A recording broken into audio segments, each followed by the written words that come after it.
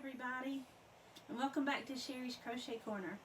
This is really my crochet corner. This is my comfortable spot when I'm off work. This is my bedroom. I've got my TV in front of me.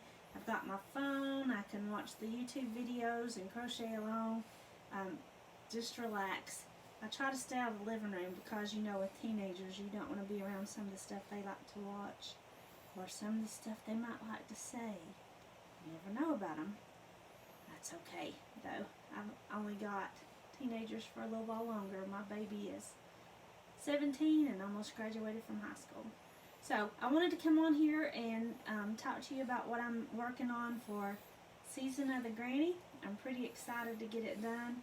When Krista from the Secret Yarnery and Creative Grandma came out with the challenge, I had been watching Christy from T-Doddles the night before, and she was talking about working in conjunction with another channel to do some scrap buster projects, and it got me thinking about the scraps that I'd had from leftover yarns from projects I've done in the past.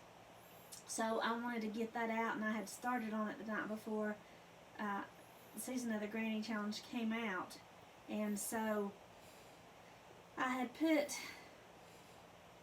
a piece, and a very small piece I had left from a blanket that I had made my daughter with a mandala cake in a little tiny square.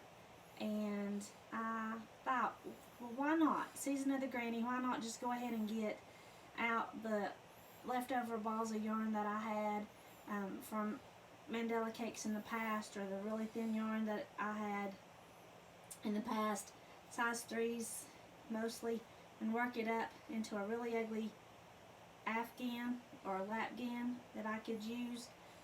My husband, when I get in the car with him in his Forester, for some reason my legs get really, really cold. Now, I'm cold-blooded anyways. I could wear long sleeves all year long.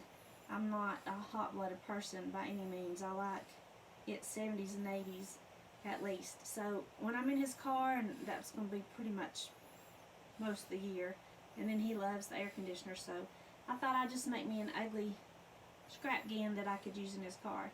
So I had started before Krista and Creative Grandma came, and I hope you can see that center right here, that little small center. It's kind of sparkly.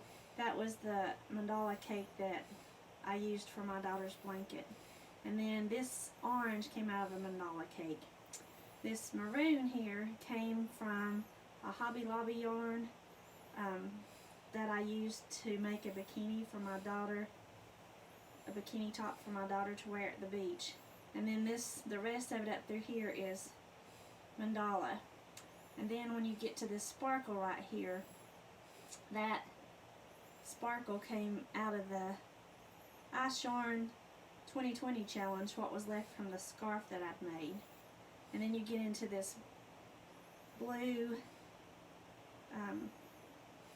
shawl in the ball yarn that I had, and this just other scraps that I'd had, and the last part of it came from an ice yarn from a shawl that I'd made for my mother-in-law, and the little piece of it that I have left I'm using to put a border on. You can see I'm doing single crochets on top of my clusters now, and if I have enough, I'm going to do a half double crochet all around and make it just a simple border. But here's just my ugly lapghan, and that's one of the things I'm doing for the Granny Challenge. Hashtag Season of the Granny. Now this next one I'm going to show you in just a minute. I don't have an AC Moore close to me. My closest store was an hour and a half away, and everybody was talking about AC Moore cinnamon stitches and Creative Grandma, and other people were talking about how wonderful it was. And Crystal at Bag a Day had talked about ordering from Hobby or Hobium and having the cotton cakes, the twisters, and those kinds of things. And I'd gotten one, but paying $15 to $30 for one cake was quite a lot for me, even though they have a lot of yardage in it. So these cakes were at AC Moore, and they were were having them every now and then on sale. Now, you couldn't buy these online. You have to go to the store and get them. So I went down to an hour and a half one way away to an AC Moore store and got some, just a few, and fell in love with using the cotton cakes. And I went back when I found out they were closing, and I bought all they had. But this is a really pretty color, and I thought my 17-year-old would like it. But lo and behold, being a teenager, that kind of yarn is faded from one to another, and it's too many colors in one thing, and she didn't want no part of it. So I thought I would try to make something like this for her best friend as a graduation present. And what a perfect time to work it out now is when they're doing Season of the Granny. So I started this about a week after the Season of the Granny came out, and I've worked on it. And I'm going to hold it up. I started with, of course you can see the center pull here in this one. So I started with the center pull and the white, and love the fade on this, how it goes out to that light pink to the pink, and then comes into that red and works the way into the maroon. But I'm pretty picky, even though I don't color. I know I'm covering up my face, but you can see me through the holes maybe. Peep eye. But I'm not a color control kind of person. But I like the fact that you can have one solid row of edging at least with that dark color. And with these cakes, you keep working this where this is so long. Let me fold it in half and see. Where this ends up being so long, you tend to run out of that at the bottom. So what I did was I pulled it from the outside and I used it to finish that. So I was happy with this. It looks really pretty. Looks great for Valentine's Day. So I think I want to keep it. But when you put it on, then I don't know if you can see, the prettiest part of this shawl to me is the middle.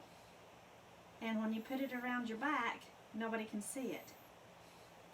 All you can see is the redder colors. Now, red is an okay color, but it is not my favorite color. I'm a blue girl. So I thought what I would do for my daughter's best friend for her graduation present is to make the dark part the center and work my way out on towards the white. And if I need to use more white, that would be okay. But if you can see, it's really hard to tell, but this white goes so light pink that I think it will be good as an edge without having to use extra of another cake. So, thank you all for joining me. I hope you've enjoyed what I've shown you with my Season of the Granny. Please comment, let me know if you like what I've created, and let me know if there's other ways you want to do that. That granny shawl is from a start of a pattern by Creative Grandma where she does a granny shawl. I just took the beginning of the edge and just worked the clusters all the way around. But anyways, please comment. Let me know if you like what I've made. Let me know if there's any suggestions. And don't forget to like and subscribe. Thank you for joining me.